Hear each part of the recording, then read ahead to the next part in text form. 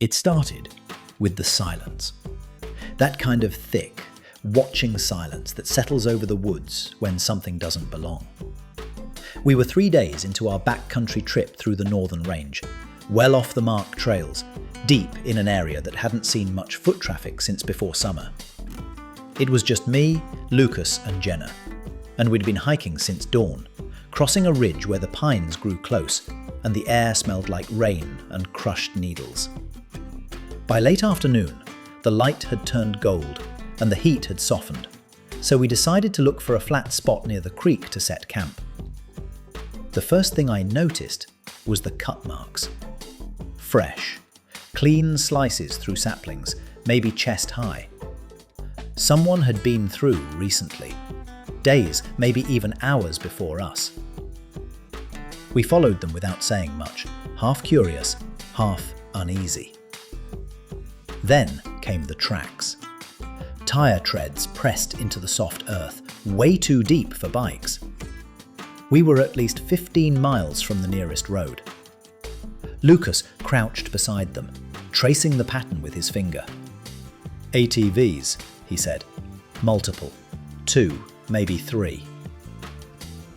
A little farther down, we started finding debris, small plastic caps, a torn tarp, a coil of rusted wire. It didn't fit the picture of hunters or campers. The air grew heavy as we walked, the forest oddly still. And then we saw it. A rough clearing, maybe 30 feet wide, with the ground torn up and staked out pits scattered like open wounds in the dirt. Some kind of digging operation. Buckets, shovels, even a small generator hidden beneath a camo tarp. Jenna picked up a crushed water bottle and turned it over. The label was in Spanish. "Illegal artifact hunting," she whispered. We all knew the stories. Folks coming into protected land looking for old trade relics, arrowheads, sometimes even fossils. It was a serious crime out here, and whoever was doing it wasn't just passing through. They'd been working this site for days. We backed off slowly, hearts thumping. None of us spoke until we were halfway back to the creek. I remember the sun lowering behind the trees, the shadows stretching long and cold across the moss. Lucas broke the silence first. "We can't just leave it," he said. "They're destroying a protected site." Jenna shook her head. "And what do we do? March up there and take pictures? They might still be around." That was the dilemma hanging over us as we made camp that night. The kind of choice that tests more than your courage. The fire crackled low, and I could hear the water sliding over rocks down by the creek.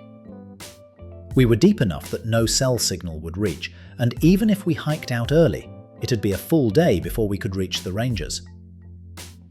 I lay awake for a long time, staring through the tent mesh at the silhouettes of trees. Somewhere out there, maybe just a mile away, people were tearing up ground that had lain undisturbed for centuries. My gut twisted between fear and anger. The question burned through my head over and over. Were we going to do something about it, or just pack up and walk away? Morning came slow and grey, the kind of dawn that creeps through the trees without colour. I could hear the creek murmuring nearby, and the faint hiss of the camp stove as Jenna heated water for coffee. Lucas was already pacing, restless, his boots crunching over pine needles. He'd barely slept either. "We can't ignore this," he said, finally. "If those people come back, and we've just walked off, that's on us." Jenna frowned into her mug. "We're in the middle of nowhere, Luke. You want to walk back up there and play detective? What if they're armed?" He didn't answer right away. Instead, he dug into his pack and pulled out his camera, a small, beat-up thing wrapped in duct tape. "We don't need to confront them. Just proof. Photos, maybe GPS coordinates. Then we hike out and tell the rangers." I wanted to agree. It sounded simple, almost noble. But the woods have a way of amplifying consequences. One wrong decision out there doesn't just cost time, it can cost a lot more. I'd seen storms blow in and rivers rise overnight. I'd seen injuries turn small trips into rescues. Still, the idea of walking away left a bad taste in my mouth. We decided on a compromise. Lucas and I would hike back up the ridge just far enough to document the site. Jenna would stay behind, pack up camp, and keep an ear out for engines or voices. If anything went wrong, we'd meet at the old trail junction by noon. The forest was different that morning. Quieter, heavier. The air smelled faintly of metal and damp earth. As we climbed, every twig snap made me flinch. When we reached the clearing again, the light slanted low through the branches, and the place looked even more unnatural than before. The pits yawned open, their edges sharp and clean. I could see bits of pottery scattered among the dirt, pale against the dark soil. Lucas started taking photos, moving slow, careful not to disturb anything. I kept watch, scanning the tree line. A woodpecker tapped somewhere in the distance, and the sound echoed like hammering. I remember thinking how eerie it felt, being there in someone else's secret. Then I heard it. The low growl of an engine. Not distant, not fading, getting closer. Lucas froze mid-step, camera still raised. We both ducked behind a fallen log just as the first ATV rolled into view. Two men, both in dusty jackets, their faces shaded by caps. They parked near the generator and started talking in low voices, one of them pointing toward the pits. I could see the glint of something metallic on one man's hip. A pistol. My heart slammed so hard I thought they'd hear it. Lucas's hand trembled against the log, and I could tell he was debating whether to keep filming. We waited, barely breathing, as the men unloaded more tools. Every second felt stretched thin as fishing line. I whispered, "We need to go." But before we could move, one of the men turned sharply, scanning the trees. I didn't know if it was a sound or a shadow that gave us away, but his eyes lingered right where we crouched. Lucas's camera strap brushed a dry branch. It cracked, sharp as a gunshot. The man shouted something, and both started toward us. We ran, instinct, pure and simple. My boots tore through the undergrowth, branches clawing at my sleeves as I pushed through the dense pine. Behind us, the men's voices shouted, angry, fast, maybe in another language, though fear scrambled the meaning. The rev of the ATV followed, the engine snarling to life. Lucas was just ahead, his pack bouncing wildly, the camera clutched tight in one hand. I could feel the ground sloping down toward the creek, steep and slick with needles. "Left!" I hissed, and we veered through a narrow gully, our breath coming in ragged bursts. The roar of the ATV grew closer for a moment, then fainter. Maybe they couldn't follow through the trees. I didn't stop to check. My lungs burned and my legs ached, but we kept going until the sound faded completely. Only then did we collapse against a mossy boulder, gasping, listening for pursuit. Nothing. Just the whisper of wind through the canopy and the soft drip of water from last night's dew. Lucas looked at me, eyes wide. "You think they saw us?" I didn't want to answer. My gut told me yes. At least one of them had. We need to get back to Jenna. Now. We retraced our route as best we could, but the forest felt different, disorienting. Every direction looked the same. Green walls, shifting light. My pulse still hammered, ears tuned to every rustle. Finally, after what felt like hours but couldn't have been more than 40 minutes, I recognized a cluster of birches marking the edge of our campsite. Jenna was already packed and waiting, crouched near the fire pit with a hand on the bear spray. When she saw us, relief washed over her face. "What happened?" she whispered. Lucas dropped his pack, panting. "They came back. 2 guys, armed. We barely got out." Her eyes widened. "Then we have to leave, right now."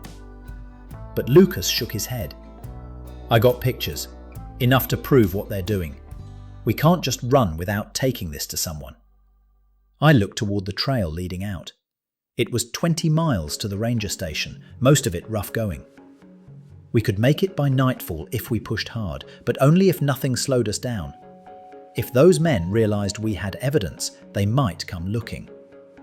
The wilderness was vast, but not endless.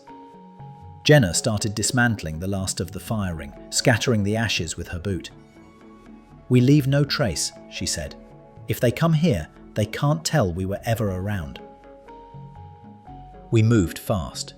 Within 10 minutes, camp looked untouched. We hit the trail, heading west toward the high ridge where we'd get cell signal. Maybe. The forest seemed alive with tension. Even the birds had gone quiet. Every few minutes, I glanced back, expecting to see movement through the trees. As we climbed, clouds began to roll in, dark and heavy with rain. The air turned cool, metallic. Lucas led the way, still gripping that camera like a lifeline. "Once we reach the ridge," he said, "we send the photos. Then we're safe." But as thunder rumbled far off, I couldn't shake the feeling that safety was still a long way off. And the woods behind us weren't done with us yet. The storm reached us halfway up the ridge. First, a low hiss of wind, then a flash of white tearing through the canopy. Thunder rolled so loud, it seemed to shake the ground beneath our boots. Rain came fast after that, cold, driving, the kind that drenches you in seconds and turns every trail into a stream. We pulled our hoods tight and kept moving, heads down, the forest blurring into silver streaks and shadows. The path climbed steeply, slick with mud. Twice, Jenna slipped, catching herself on a root. I reached out to steady her, but my hands were shaking from cold and adrenaline. Every sound carried strange weight in the storm. The crack of thunder, the slap of rain, the occasional thud of something shifting deep in the woods. I kept imagining the growl of an engine behind us, just under the roar of the rain. We found temporary shelter beneath an overhanging rock ledge. Water sheeted off its edge, and the air smelled like wet earth and pine sap. Lucas crouched down, cradling the camera under his jacket. "It's dry," he said, half to himself. "Still works." Jenna was trembling, her hair plastered to her face. "We can't hike all the way in this," she said. "If lightning hits one of these trees..." I peered out into the downpour. The ridge above was maybe a mile ahead, open and bare in parts. Dangerous in a storm, but our only hope for a signal. "We wait 20 minutes, I said. "If it doesn't let up, we keep going anyway." Those 20 minutes dragged like hours. The rain softened, but never stopped. When we finally moved again, the forest had darkened, mist rising off the ground. The storm's center seemed to pass east, leaving a strange calm in its wake. We reached the top of the ridge near dusk. The light had gone dim, filtered through the last threads of cloud. Lucas raised his phone, searching for bars. Nothing. He took a few steps higher, toward a cluster of dead trees, and I followed close behind. Finally, a flicker. 1 bar, then 2. His eyes lit up. "Got it," he said. "I'm sending the photos." He scrolled fast, attaching images, his fingers stiff from the cold. Jenna kept watch downhill, scanning the slope we'd just climbed. I could tell she was still listening for engines. A gust swept through, sharp and cold. I turned to look behind us and froze. Far below, through the thinning fog, two figures stood at the base of the ridge. Even at that distance, I recognized the shape of one of the ATVs beside them. "Lucas," I hissed, "they're here." He looked up, eyes wide. Did the message go through? He stared at the screen, the signal icon flickering between one bar and none. Then, mercifully, a faint buzz. Sent. We didn't wait to celebrate. I grabbed the camera, slung it around my neck, and we bolted across the ridge towards the western descent. The sky behind us glowed faintly with the fading storm, and the last light of day caught the wet leaves like mirrors. Below, the forest swallowed everything in shadow again. Night came faster than we'd hoped. The ridge fell away into a tangle of wet brush and uneven ground, the kind of slope that breaks ankles if you're not careful. The rain had eased to a drizzle, but the air stayed thick and cold, every breath visible in the fading light. Our only sounds were the slap of boots in mud and the steady thrum of our hearts, still riding the tail of panic. We kept to the deer trails, where the trees grew tight, hoping the thick cover would hide us if the men decided to follow. Once, we heard the distant whine of an engine start up, echoing through the valley like a warning. Jenna flinched at the sound. Lucas whispered, "They can't drive up here, not in this terrain." His voice didn't sound sure. We pushed on for another hour, until darkness swallowed the trail completely. The forest turned into a maze of shadows and dripping branches. Our headlamps were buried deep in our packs, but none of us dared switch them on. We didn't want to be seen. Finally, we found a hollow between two boulders, sheltered from the wind. It wasn't much, but it would do. We huddled close, sharing one damp blanket, the smell of wet pine all around. Every few minutes, one of us would glance towards the darkness below, half expecting to see a flash of light or hear a shout. Nothing came. The woods stayed quiet, save for the soft patter of rain easing off the leaves. Hours later, the sky began to pale, the faintest trace of morning light filtering through mist.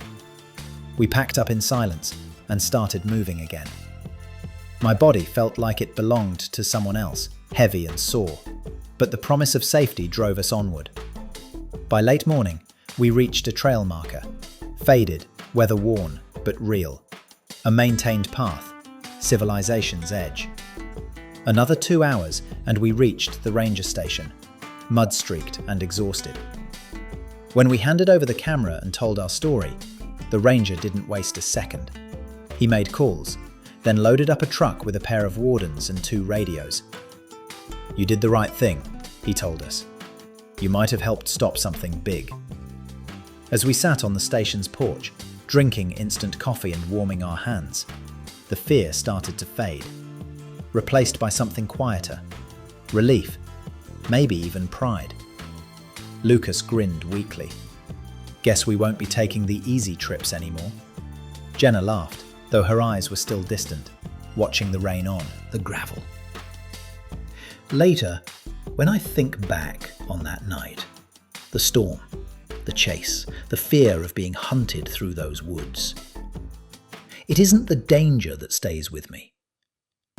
It's the sound of the creek that first morning. The sense of belonging to a place worth protecting. Out there, miles from anyone, it's easy to forget how fragile wild things are. Sometimes, courage isn't about standing your ground. It's about carrying the truth out of the woods and into the light, no matter how dark the trail behind you.